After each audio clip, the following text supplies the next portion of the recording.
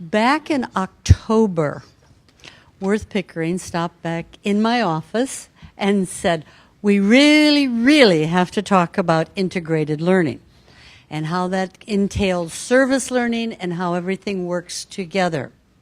And he and I had about a 50-minute conversation about everything, which ended up selecting a date in January. And at that point, we had a snowstorm. So we selected another date, and we have a rainstorm. And if you go north from here, you will have a snowstorm. But I welcome you to this special edition of Connect with Colleagues, a look at a topic that has been generating great interest in recent months on our campus, integrated learning. How can we help our students connect their academic knowledge with relevant practical experience? That's just what we're going to learn about in the next hour or so. As Tisha, ODU's Director of Assessment, leads a panel of experts on the topic. On the panel, we have Ed Gomez, Associate Professor in Human Movement Sciences, Vivian Page, an Instructor of Accounting, and Scott Sechrist, an Associate Professor in Medical Diagnostic and Translational Sciences. Translational Sciences. What is integrative learning? Well, the Association of American College and University defines it as an understanding and a disposition that a student builds across the curriculum and co-curriculum, from making simple connections among ideas and experiences and memorization to synthesizing and transferring learning to a new complex situation within and beyond the campus. It sounds like a one-word definition of Bloom's taxonomy. Intentional learning is the key. Tish notes it encourages self-awareness in students. How can we work toward encouraging this kind of learning in our students? Let our panelists help you learn more. And I introduce to you our colleagues for today, and Tish, who will be leading the discussion. So I'll start out behind this podium, but I may wander a little bit because it seems like all of you have congregated over here, so I may go over on this side. So thank you, Joyce, and thank you, Allison, for setting this up, resetting this up for us. Without your help, we would not have been able to do this. Joyce mentioned Worth Pickering.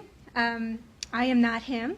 As many of you know, he is my supervisor. He is actually on an accreditation team right now, so I'm filling in for him. So these are his notes. If you don't like him, blame him. But it is my job today to really talk about integrative learning and give you some definitions, some context, and rein in our esteemed panelists. These faculty right here have a lot of experience with integrative learning, and after I set up some background, we'll mostly hear from them, and we would like for you to ask questions. Okay? So I would like for our panelists to introduce themselves, and I'll start here with Ed. Okay. My name is Ed Gomez. I am in the Department of Human Movement Sciences, and within that, I teach in the Park Recreation and Tourism Studies program. And we do a lot of service learning with our students, of which I'll give some examples here in a bit. But thank you for having me. My name is Vivian Page, and I'm an instructor in the accounting department. I primarily teach tax, and so obviously taxation gives us the opportunity to do some real service learning, but also integrate in earlier information, since it's a senior level course, integrate in earlier accounting skills within the same discipline. And I'm Scott Sechrist. I teach nuclear medicine technology, which is one of the allied health sciences, and virtually all of teaching that is to do, teaching students to do. So there's quite a bit of clinical experience which connects the didactic learning, the theory, to the practice. Okay, so all of these faculty members are involved in intentional teaching that promotes integrative learning. And a little bit later on in this discussion, we'll hear from them. So how'd we land on this topic? Well, a few years ago, we started looking at all the common initiatives that ODU was embracing or participating in. And first, let's start with the Association of American Colleges and University, AAC&U, their Liberal Education for America's Promise, the LEAP program. And Virginia is a LEAP state. Who knew? And ODU does participate in the LEAP program. They've got wonderful resources on their website. And within the vision statement for LEAP, AAC&U talks about broad integrative learning in the liberal arts and sciences, focusing on the big questions. I love that, focusing on students answering the big questions. Analytical and applied integrative learning across all major fields, both pre-professional and liberal arts and sciences, active involvement with diverse communities, and milestone or culminating experiences that connect general, major, and field-based learning. So that sounds like what we do in our degree programs. So diving a little bit further on some initiatives that ODU participates in, we actually support 3 Eportfolios, and we have a few programs and courses participating in this. Some of our faculty members on the panel are participating in this. And again, this is something that you can use to enhance integrative learning in your program or courses. Also, too, we participate in living learning communities and learning communities. The common connection with those, even though they're different experiences, is promoting integrative learning. And lastly, we are participating in the Improving Disciplinary Writing Initiative, or QEP. Some of you may remember this is part of our SACS accreditation, and it's really designed on focusing on upper division students' writing and improving that within the discipline. And all 3 of our panelists here have participated in that initiative as well. You'll hear me say IDW or QEP. They're the same thing. QEP is the old name, IDW is the new name. Joyce gave you a nice definition of integrative learning from AAC&U, and I think, again, we need to really focus on, it's something that students build across the curriculum and co-curriculum, making connections among ideas and experiences, synthesizing and transferring learning to new and complex situations. I mean, that's what college does, right? At the end of the program, students should be able to do these things. To operationalize integrative learning, AAC&U developed some student learning outcomes. And this helps really from in the course level what students will be able to do within the course or at the end of the program. So students will be able to connect relevant experiences and academic knowledge. They'll be able to make connections across disciplines and perspectives. They'll be able to adapt and apply skills and abilities, theories or methodologies gained in one situation to new situations. I love that one. I think that one sometimes is difficult. Integrated communication, where they choose a format, language, graphs, or other visuals to demonstrate awareness and purpose of audience. And self-assessment and reflection, where students will be able to demonstrate a sense of self as a learner and build upon prior learning experiences within the classroom and outside of the classroom. So very nice student learning outcomes. Here's the great thing about AAC&U and the LEAP initiatives. They develop 15, these are called essential learning outcomes, 15 essential learning outcomes that cut across all different types. There's quantitative reasoning, scientific literacy, integrative learning, oral communication. And with each one of these, they develop a rubric, which has been tested across every type of institution. It was developed by faculty from all different levels and types of institution, and tested across all different types of institutions. So if you want to adopt or adapt some of these essential learning outcomes like integrative learning, you've got a built-in assessment tool already, which I like because I'm an assessment person. Without intentional learning, we cannot get to integrative learning. So intentional learning really is the key to integrative learning. And there's some related ideas and concepts here. Students will be self-directed learners, responsible for one's own learning. They can reflect and formulate upon their own learning goals. Learning how to learn. I think this is very important. Sometimes students just want us to force feed them knowledge. They need to learn how to learn, learning for learning's sake. Metacognition, this is Worth's favorite topic, so I asked him to define it for me. It entails knowing what one knows and does not know, predicting outcomes, planning ahead, efficiently appropriating time and cognitive resources, and monitoring one's effort to solve a problem or learn. I love that first part of that definition. Entails knowing what one knows and does not know, and then seeking out that knowledge. Reflection. Again, we talked about self-reflection, reviewing prior learning and fully clarifying the meanings or indicating broader perspectives as a result of that learning. So intentional learners approach learning with high levels of self-awareness and understanding, with their own processes and goals as learners, and make choices that promote connections and depth of understanding. So they're very intentional about their learning. And of course, you cannot have intentional learning without intentional teaching. And this is where faculty really come in. Intentional teaching promotes intentional learning. These are some initiatives that ODU is doing right now. And I'm sure some of your programs have these things. Capstone, service learning or community service, or community engagement. Everybody has a writing intensive course where you move the student from learning to write to writing to learn, okay, in the upper division. Undergraduate research, a wonderful integrative learning experience, and internships.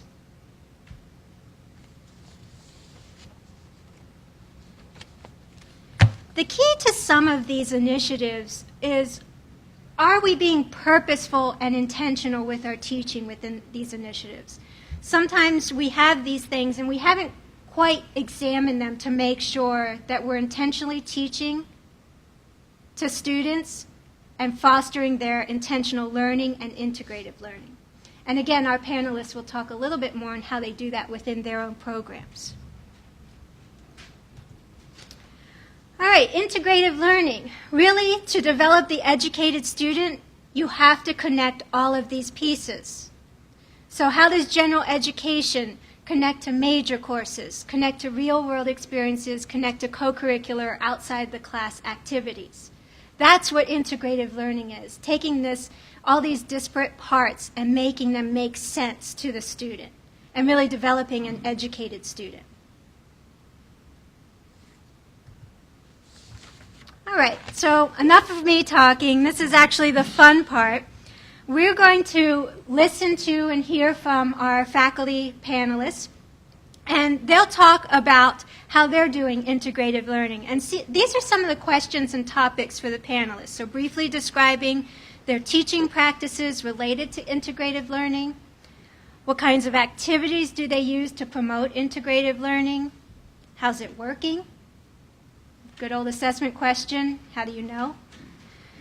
And maybe you don't. Maybe you don't. It's okay. What are some lessons learned and or recommendations for other faculty? And to what extent is it worth the effort? And I think this is a key part. This does take work. It is time intensive. And once you get it going, you just do a few tweaks here and there. But the initial startup is time intensive. The payoff is big. And some of the panelists will talk about that. So first, let's speak with Scott. And Scott, I have a slide here that I think is yours. Oh, I have a slide. Yes, Scott brought a slide. Oh, okay. Good for you. Thank you. So we'll say about 8 to 10, 8 minutes. I heard it was 8 minutes. Okay, 8 minutes then. Can I use this? Does this work? Is this thing on? Okay. All right. Well, one way to do integrative learning is to tell the students right up front what you expect them to learn at the end. That's the easiest way. One of the easiest ways to integrate theory and practice is to use anecdotes. So if you've got a lot of stories to tell, you can certainly use that in your lectures. So I show my students the program. It's like a curriculum map. I say, this is you at the beginning, and admissions occurs after they're actually in 2 of my classes. But I tell them, look to your left, look to your right. Every other one of you is going to get in, and the other one is not. You're going to have to pick another major.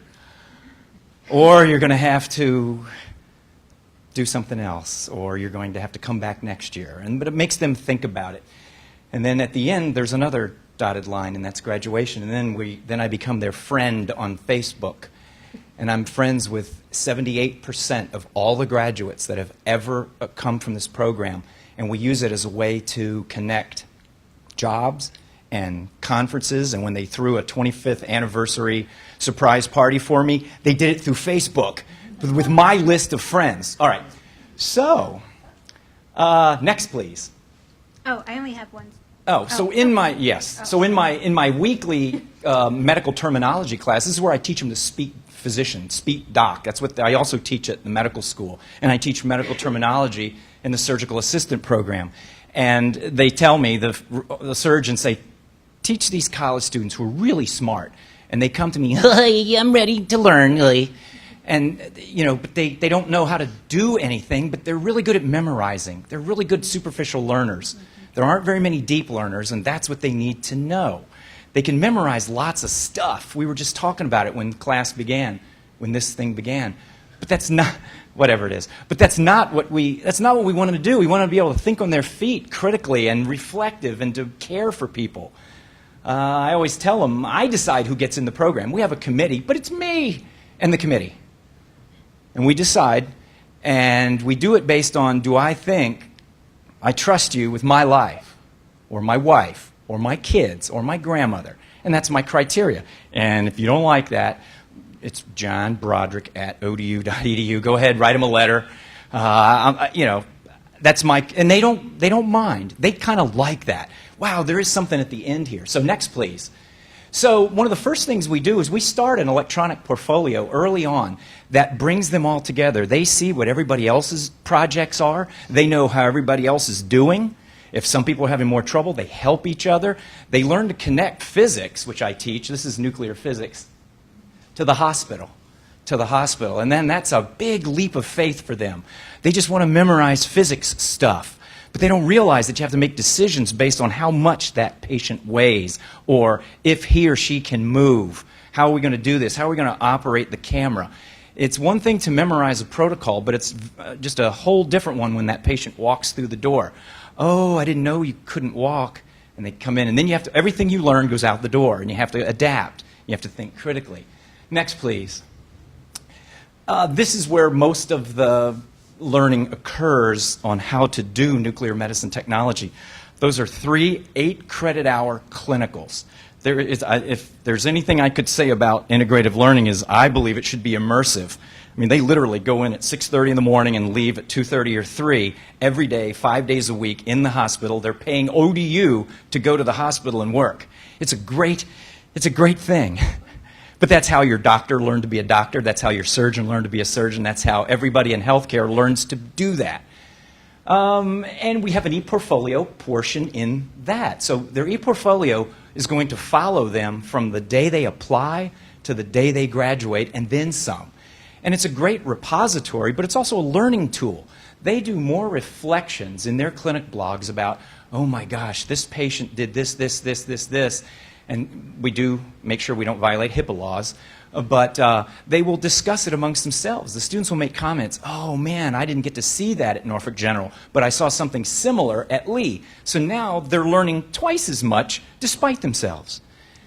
And I love when they write, oh, all that stuff we learned in physics class, it's coming to fruition. They never use the word fruition, but it's coming together, all the stuff that they learned. But it's the big theory to practice part of the program. Now, all this is all their didactic coursework. This is how to do things, how the liver works, pharmacy, etc. Next, please. I think I have 4 minutes. I yield my time to the gentleman from Ohio. Community service. This is one of my biggest pluses, I think, for integrative learning is, and I believe we'll hear more about that when we're talking about taxes and things like that, getting them to practice what they know, In this case, I have a runner here. I started running at age 55. Never ran. I was a sedentary person, and I've run 2 marathons, and I run with Tisha. And it's just been a wonderful thing. So I thought, how in the world can I bore the students with running in class? So what we did was they learned all about arthritis in this class. And they used to write a paper, a 1 or 2-page paper, and they would send me the most sterile set of facts you could ever understand about the number of people, the epidemiology, the biostatistics, and it's wonderful. But then we ran a 5K for the Juvenile Arthritis Foundation in Norfolk. And then we went afterwards to listen to little kids who suffer from the disease and their families, and it hit home. Then I had them write a reflective piece for their Eportfolio in their writing across the curriculum, and it was wonderful. Students said, my mom has arthritis, but I never knew that you could get it if you were a child, and blah, blah, blah. So they connect facts to theory to the real world. And we raised a lot of money. Next, please. In their capstone course, it brings all of this together. It isn't just facts. I tell them from day one, History 101, most important class. English 110C, most important class. How can they be all the most important? Because they're the building blocks for everything. So learn it all. And you don't know where we've gone until you know where we've been. So history is important. When for European history, there would be no Marie Curie. There wouldn't be any nuke med. Next, please. So they write a research paper based on everything they've learned, what they've seen, and they tie it all together. And I give them several chances to fix it.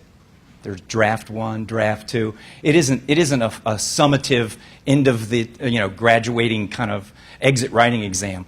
I want them to learn from writing to learn. And we learned that in the IDW. Next, please. And then the last thing they put in their ePortfolio is a curriculum vitae, because then they polish that up, then they apply for a job. And sometimes they give that URL to their employers. And they look at it and they go, wow, I learned so much from my students' ePortfolios outside the co-curriculum. I never knew one of my students was doing so many different things outside. She's an EMT. She's also a swimmer, swim team. I knew she's on the swim team. All right. And then they graduate, and then we keep up with them through Facebook. I believe that's it. Next. And next again.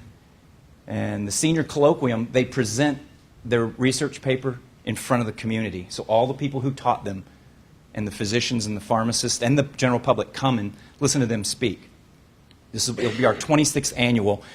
It's April 3rd, Thursday night. Plenty of good food. Next. And then I give them a mock registry. I assess them, and I give the results to Tisha, who yells at me for not doing it in the right format. Next. That's not true. And then I communicate with them until they're grandparents, which I'm finding out to be more and more the case. Next. The end. Oh. Thank you. Thank you. I'm here all week. All right, we'll hear from Ed Gomez right now, and we'll have questions at the end, so write down your questions. I guess I'll stand to follow your example. I did have a slight cheat sheet that I was writing down some comments as Tisha was speaking.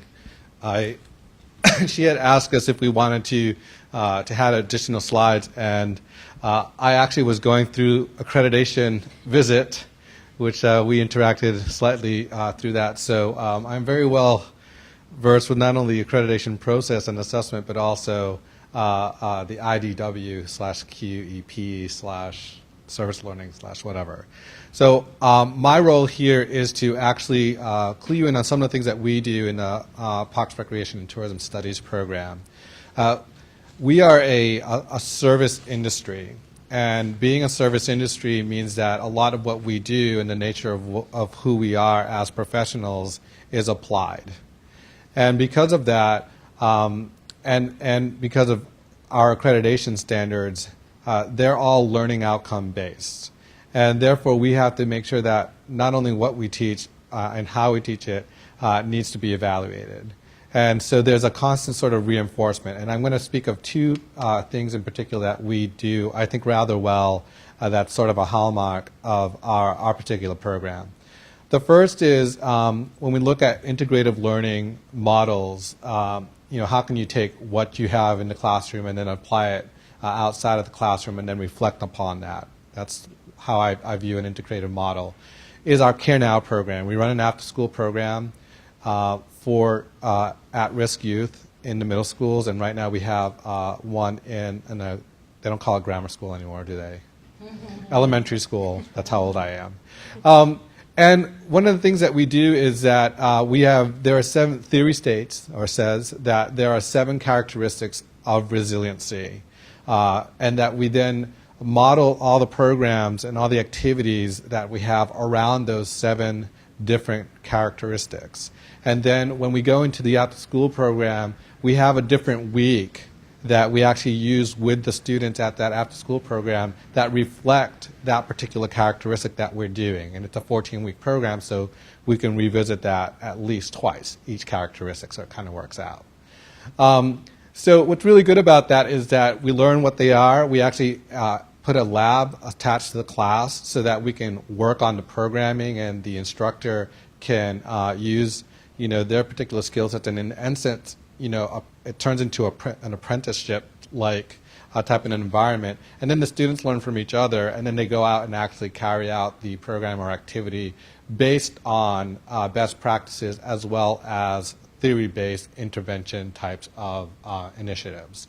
And then we go out and carry it out. What's great is that we do have a pre- and post-test. And this builds into the other thing that I think we do well, which is our writing intensive class, where it's an applied research methods course for undergraduate students. And we also have another lab, which is a writing lab that's attached with that. And the writing lab is both a writing lab and a stats lab. And what we do is we not only teach APA and we work on the different parts of a report, if you will, but I decided to change what they do. We used to do an actual research term paper, your typical 20-page and the semester stuff. And I'm like, how good is that going to serve them when they leave the institution? So I decided to change the assignment into an executive report that actually models what a real-world type of report would be given to a GM or a supervisor. And in order to do that, we learned in our writing intensive workshops, we learned how to do scaffolding. And the scaffolding was that I taught them smaller things. First, how do you do a bibliography, an annotated bibliography, so that you can start getting information and then do a lit review and what's considered good information versus bad information, and those basics. But then more importantly, I want you now to start creating what types of questions you would ask a particular constituent group that you're interested in working with in the future. And then that are based on the literature that you just reviewed.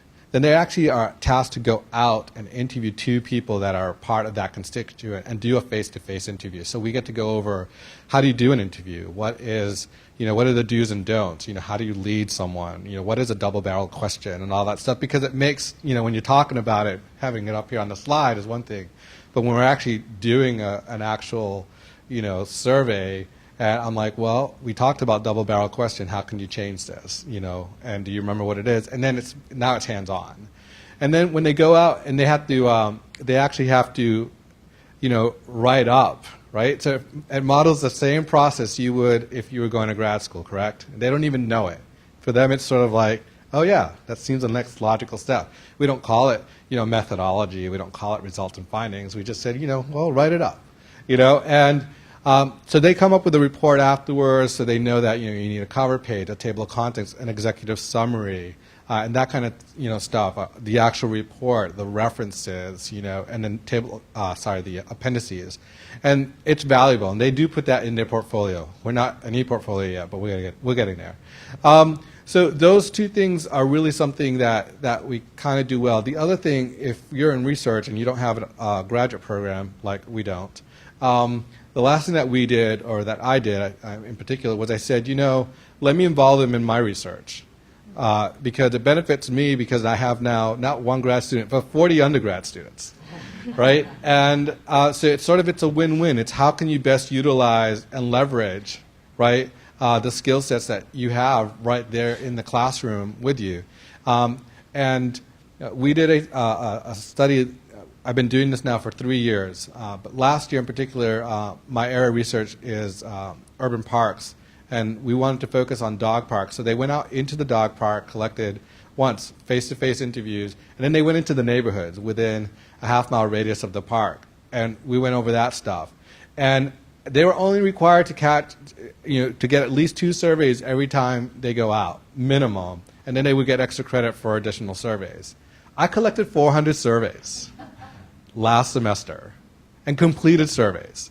You see what I'm saying? But the best part is because we're in the lab, we took the information that they did, and we had just gone over statistics, and we used the information that they gathered out in the real world and actually did analyses on it. Let's look at what a t-test is.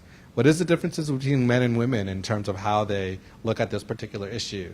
And they really bought into it because they collected the data, and they were seeing like, wow, this is very tangible and very real. And so it's stuff that you can build in easily, and it benefits you, because you can actually talk about the pedagogical aspects of it, and that's an article, or the actual what data you collected, and that's another article, right? So I think you got to think smarter about how you go about teaching that both benefits other areas that you're working with, in addition to the areas that your students should be working with. So I'll leave it at that.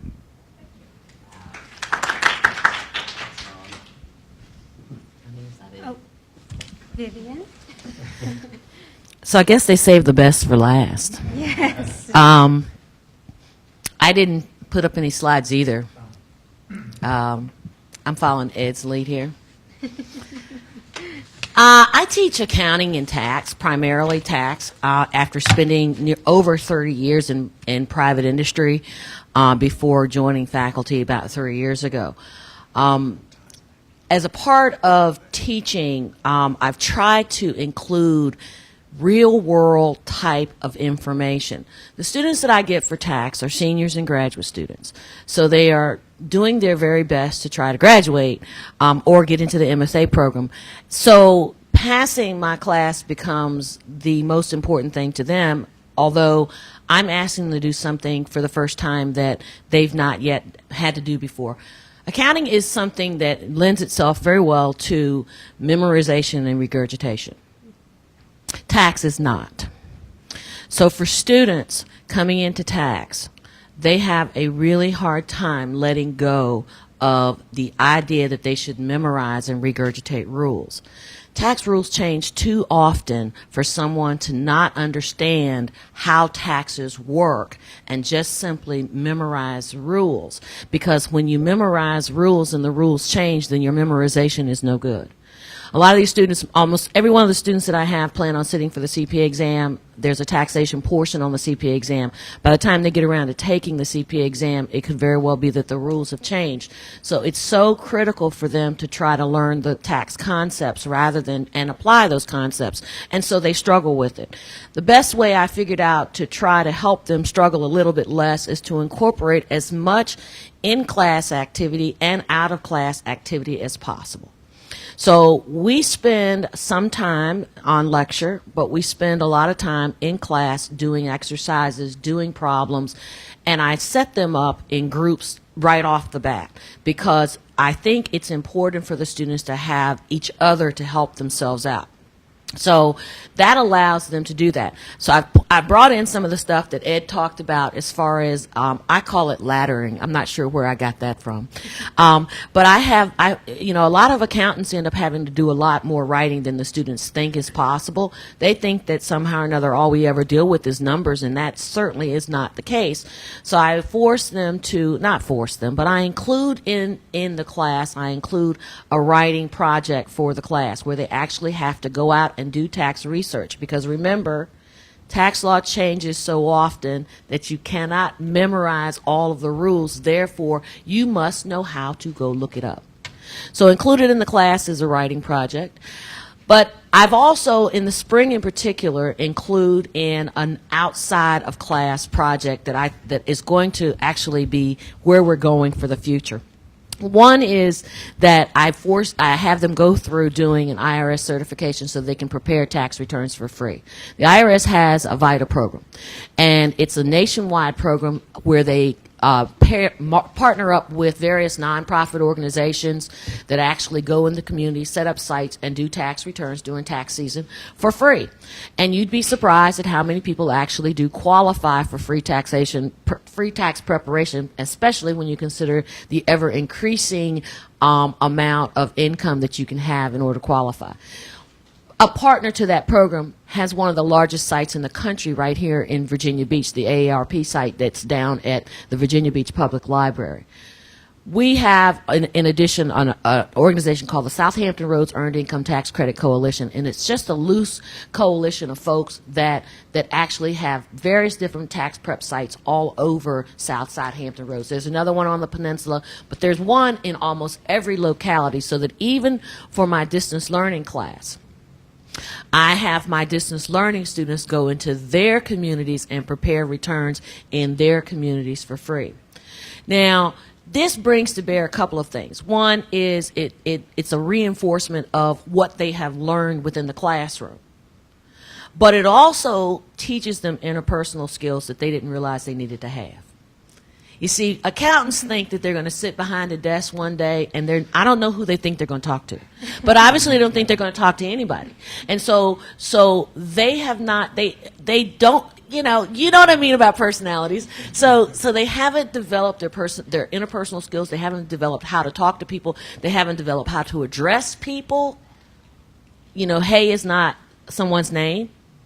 So while some of my students will end up in internships, and a lot of them do go into internships, and then they come back and they think about those internships, and I love the ones that are in internships right now, because they're going, oh my God, this is exactly what you said it was going to be, and I'm like, yeah. So, but the other students who aren't going to be doing internships, because we know that that's the top group of the students, the cream of the crop is the one that go into internships, but the rest of the students also need to develop those. So they get to go out, they get to sit down, they get to prepare somebody's tax return, they get to see exactly how the entire process works. So I think it's important. It's so important that I've now pushed through enough students that are still here that we're going to actually have next spring a tax prep site here on campus. I would venture to say that there's a lot more people who qualify for free tax preparation on this campus than most people would realize, given the fact the income limit is $57,000. Okay? So we are going to set up over in Constant Hall and do tax prep a couple times a week throughout the tax season. The entire thing is going to be run by students. We have students we have Beta Alpha Psi is our student fraternity, accounting fraternity, that are already, they're just chomping at the bit to be able to do this. And so we just couldn't pull it off for this year, but next year and hopefully every year thereafter, we will have a site on campus.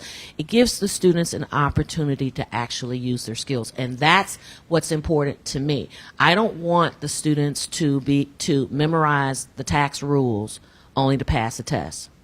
So being able to actually use it and to pull together all those skills they've learned before. Believe it or not, the students do think when they come into tax that it is not accounting.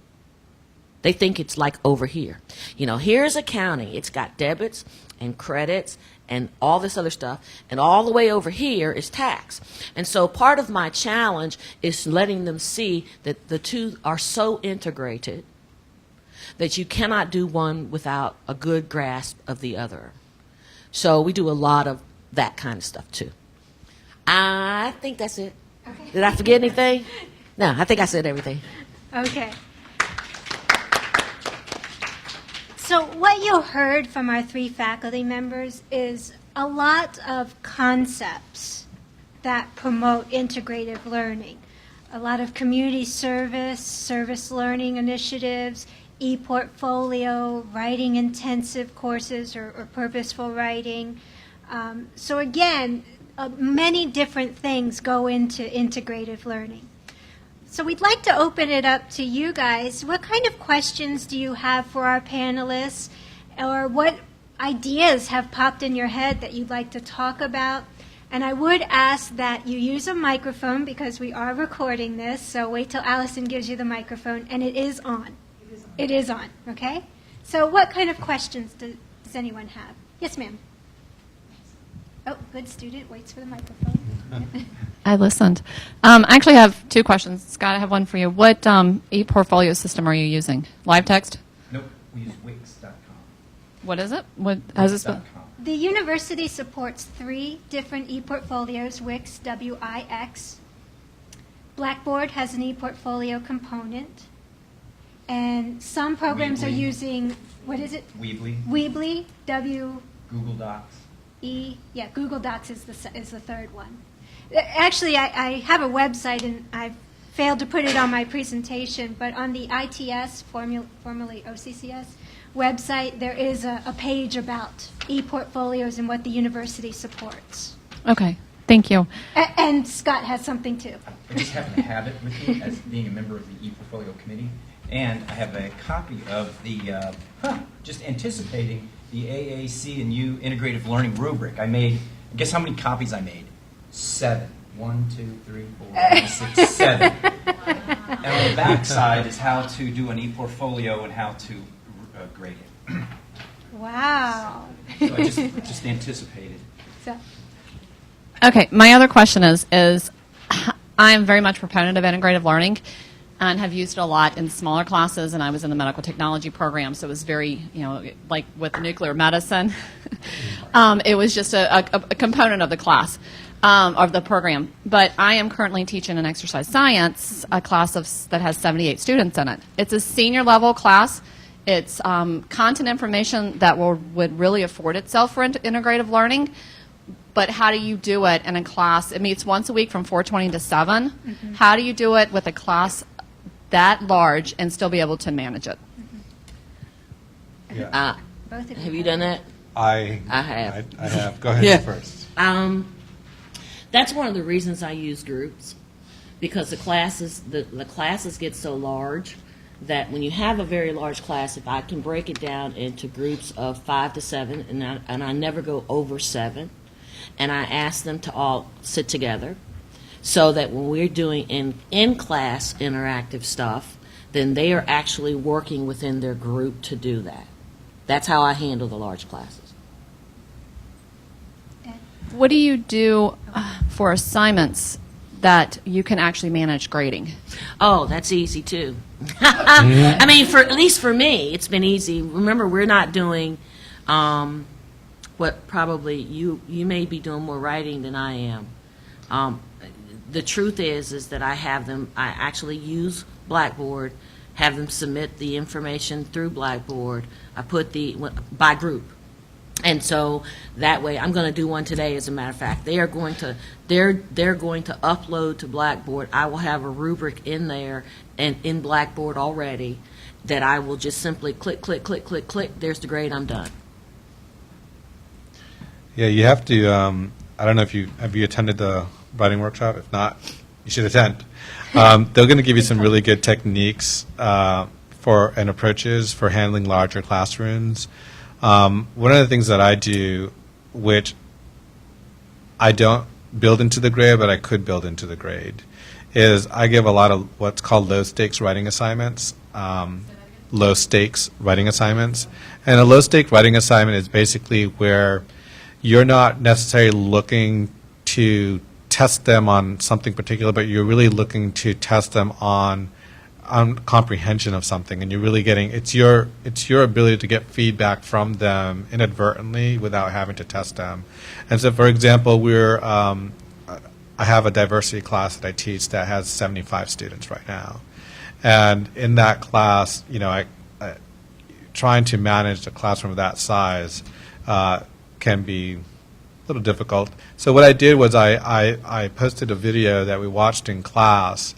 And I prompted them with certain questions, for on one question, and I passed out 3x5 cards, and I basically said, on one side I want you to answer this basic question related to whatever issue we were looking at, and on the back side I said, I want you to reflect on the answer that you just gave. Why did you give the answer? And so, and then followed it up with, what questions do you still have regarding this topic? And then so what that does is it lets me see what they can apply that they've already learned, and it lets them reflect on that learning, and then it gives me feedback to see, well, what are they still missing? And so I can always cover it back the next class cycle. But I'm not grading them per se, but I think rather than making it a grading thing where it's more work on you, and I got to tell you, something I didn't mention is that some of these low-stake writing assignments could build up to like the bigger paper or reflection paper that you have later on. And because it gives you the opportunity to actually get feedback from them, but more importantly, give them feedback based on their feedback, it's a good inadvertent discussion that you're having with the students. That it's really low cost to you because you're not grading it. You just say, okay, you were here that day, you did it. So I just give it as extra credit for my class. And again, it's a really good reinforcement mechanism. I got to tell you, the last piece of that research that they do out in the field is they have to write a reflection paper about their experience, but then tie back at least 2 concepts that we discussed in the classroom that they found manifests itself outside of the classroom. You see what I'm saying? So it's still tying it. It's some of the best reading I've ever read in my 13, 14 years here. It's so powerful. I mean, like literally, I'm almost in tears. It's very, very. It's at first person. It's very, it's very powerful. I think the key to integrative learning, and Ed talked about this a little bit, and exercise science is my bachelor's, so I understand the content part. But perhaps taking some of the content out of the in-class, making students responsible for that learning. Yes, it is tough because up until then they probably haven't been responsible for their own learning. And then having them discuss the content within the classroom.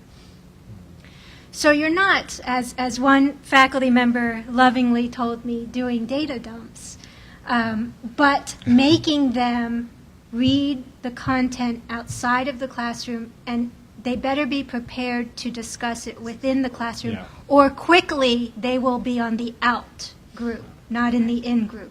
Right. Peer pressure is a phenomenal thing sometimes, and I see some people shaking their heads up here. Yeah, that's exactly what I was thinking with, I haven't quite flipped my classroom completely. I've gone halfway to flipping my classroom, and by making them responsible for outside information, and that's where these in-class exercises really do hold them responsible for that. And I actually, sometimes I collect them, sometimes I don't. Almost every one of them is extra credit. It's not, so they never walk in the door knowing what's on tap that we're going to cover, whether or not it's going to be collected or not. So I do that, and I also use a lot. I use some poll everywhere stuff, which allow me to let's figure out where they are. And a lot of times with poll everywhere, I'll do open-ended polling, where they don't get to pick A, B, C, D, or E, but rather they give a response, and then I just let them scroll on the screen. And so that's another way to generate some of that are they getting it kind of thing that you can then respond to. Oh, we need it for the recording. Yes, we need it. Oh, for the recording. Got it. Okay, so, well, you all really spoke to sort of why you were including integrative learning into your courses, and actually all 3 of you actually do service learning specifically, and I was just wondering what kind of steps you took, those first steps that you took to do that, and what advice you would have for faculty that are wanting to incorporate service learning into their own coursework. Are you looking at me? Go ahead. I You can didn't do talk it. last Go time. ahead. All right. It's a little bit more difficult than just sort of putting together a class, some lecture notes, and putting in some PowerPoint, for sure. So it's a very valid question and very fair. When I had to make some adjustments to that classroom, from the typical term paper to this format, I really had to think of, the first thing you need to do, I guess, is put yourself in the student's shoes and realize that as much as you wish they had skill sets, they probably don't have them. So think about what's basic, what's like the most basic. And then you have to start getting out into the community and making those contacts real early. Like even this class where I want, and we have a lot of resources, obviously, but it's basically making it, because, you have all these other things that you have to do, research service, whatever, that if you don't make those contacts, it's going to be difficult for you to actually carry out the things you want to do in the course. So I think, the first thing is think like a student. I know, go back. And then the second thing is, really think about who are the people that you would need to contact to make sure that what you want to get done, happens.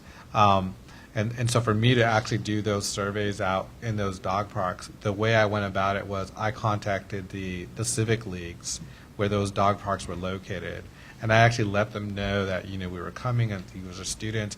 And you'd be surprised. I mean, they were just like, oh, absolutely. Do you want us to meet with them as well? And we can give them the history behind why it was created. And I mean, there was, I got a lot of, very positive feedback from what that was. And it was just simply me trying to create something new in the classroom. So I think it's a lot of legwork. And you still have to tweak it, as you go, because, when you're out actually in the field, things might impact the actual classroom, inadvertently, just because you don't plan on whatever might happen in the field. But it's also, if you do that, right? If you do the legwork, the benefit of it is that you have that as a homegrown case study to add to almost anything you're talking about in the classroom. So yeah, you want to add anything? I would agree. I think a lot of the legwork's done up front. Decide early on what the end game is. What do you want the students to know or learn or be able to do or to appreciate or to whatever? What is it you want them to do or to learn from the activity, and then work that way. Whatever it is, you can do it I did it in physics. I had engineering students in there, and they were shocked that they were going to run a 5K. If they can't run, they can be the photographer. They can be the team co-captain. They can screen print the T-shirts, but everybody's involved. But what did they get out of it? And I had them reflect on it at the end. I can't underestimate the low-stakes writing. I think that was a previous question. Get them to write about what they're doing and what they're learning, and then you'll know what they're learning or what they're not learning. So, but it's not like a codified clinical course. I think you're talking something beyond an 8-credit clinic, aren't you? Well, in your case, I was talking about the 401 class. The clinicals? With the 5K and... Oh, the 5K. Oh, yeah. Well, that one, I just reflection came and up with stuff. that. Right. I was supposed to be paying attention at the IDW workshop, No. and I came up with that idea, and I sketched it on the back of an envelope, and called the American Arthritis, the Arthritis Foundation locally, and told them what we were doing. They loved it. It went up on their website. They have pictures. And then it expanded to med tech, to dental hygiene, to engineering, and you're right. Someone brings the tears to your eye, the reflective pieces that they write. And that's one of those highest level, if you look on the back of your handout, reflection is a key component of integrative learning, is to reflect on what you've learned. Not just so much what you've learned, but how did it affect you? What change has been affected in you, which is what education is. Y'all covered all the bases. There you go. Well, what we're hearing is that, it does take some work up front, especially for the community engagement, service learning component, with all of these components, assignments, group work. It's that connection to content and reflection back upon that is really making it integrative learning. Can I add one more thing? It's also buy-in from the student, and you're in part a salesperson. We run an annual related to what we run a Special Olympics on campus, and on that day, which is coming up in 2 weeks, on that day, every one of the majors and every single one of the classes that we are running, they are not running that part of the day. And we have already, it's already known to all the professors. We write excusal letters. Every major in our program will be at that. It's mandatory, and that's something that we coordinate throughout the curriculum to make sure that happens, because because it shows investment on our part, but then it also, we make them own it as well. And so it's in part, making them buy into it. Any other George? Okay, mine's sort of two parts. One, I'm not a professor, so I'm sort of looking at it from the support side. Okay, a lot of what you've been talking about is within a discipline, either within a specific class or within a discipline. But looking specifically at undergrads, they take a lot of electives, a lot of other courses outside of their discipline. So the two-part question is, one, how can the campus, the university, support this better for just the particular classes? And then two, how can we integrate all of the courses they take into a more integrated learning experience for them? So, Scott, like you said about saying History 101 or English 101, those are the most important things, but it's still a lot more focused on, the nuclear medicine. So how can we make it more across the curriculum? It's a great question. That's a heck of a challenge. It's a heck of a challenge because we can't get them to integrate within the discipline. It's difficult to get them to integrate in the discipline. I can't say we shouldn't. I had to change that up because we're on camera. I don't have an answer to that other than systems. The one thing I will tell you is that I know that certain disciplines do not use all of the same systems. And so there are folks, for example, that don't use Blackboard. There are whole areas that are not using Blackboard, even though Blackboard has got tremendous tools for us to use. And I really do wish that at least when students came through, that they had the common experience of already having used Blackboard for group discussions and for chats and for uploading homework and all of those other things, because we don't have they're just not used to that. So that would be, I would say that's the difficulty, but at least we could have the infrastructure be common. Also, do you mind if I? Yeah, I just want to make one comment, Erin, before you. Emily. Emily, I'm sorry, Emily. George, and to answer your question, and these three touched on it, an e-portfolio or a portfolio where students have to create it from the beginning all the way through the end. They can put their assignments and experiences in the 110, in the history, in the science, and move it all the way through. That is integrative learning. That promotes integrative learning. So, Emily, sorry. Yeah. And also, I am a good example of that. I'm a brand new position. My name is Emily Edens. I'm the brand new assistant director for service learning. So it's also a brand new position. So there is new support for faculty that is here in the form of me to help with these kinds of things. And also one of my charges, I guess, I think this week is 2 months, is to put together a list of courses that are service learning courses or have components of integrated learning, and kind of develop ways that folks can get together and talk about those things and share resources and ideas and build upon the work that the other folks are doing. We actually had a very first service learning task force meeting with just the folks that I've known so far, and it was already super helpful. So we was there. Well, Judy, okay, I'll let you sneak in. I'll let you sneak in. Short question, hopefully. I would just like to know from the panelists a student sort of an aha moment where they took what they had learned and applied it to a new situation or a new circumstance. And from your personal opinion in the classroom, when did that happen, and how did the other classmates react to that? Well, some of the low-stakes writing assignments that I'll do in class towards the end, it'll be a junior year usually, or a first semester senior. I'll say, everybody gets an index card. Tell me what you saw in the clinic. And tell me your favorite study. Tell me your favorite piece of equipment. and we'll talk about it. Then they'll pass it around, and I'll say, what? I'll say, well, I saw this, and they'll say something. I'll say, this was based on what I learned in the physics class or the chemistry class or the pharmacy class. I injected the wrong patient. God forbid, but no. But they'll write stuff like that, and they'll have that aha moment of all of this connected to the real world, and then they'll share it. So I found that and those are low stakes. They don't get graded. And at first, they're like, hey, this is easy, and then it's hard, but it works. Those low stakes, and get them to connect things that they've learned. And you'll see that bulb go off every once in a while. Ding!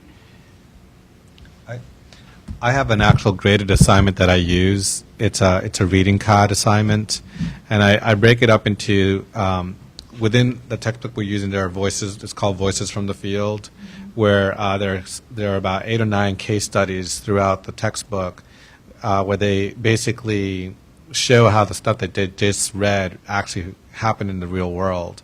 And I task them to pick one of those case studies and summarize it initially, and then they have to give a quote that struck them, and why did that quote strike them as, particularly meaningful for whatever reason, and then explain why, right? And then they would have to go back and identify, 2 or 3 concepts that we talked about that related to that reading, and then the last section is the so what box that they had to write. I'm like, what does this mean for you as a professional? And that's where I get a lot of the aha moments right there, and that is a graded assignment.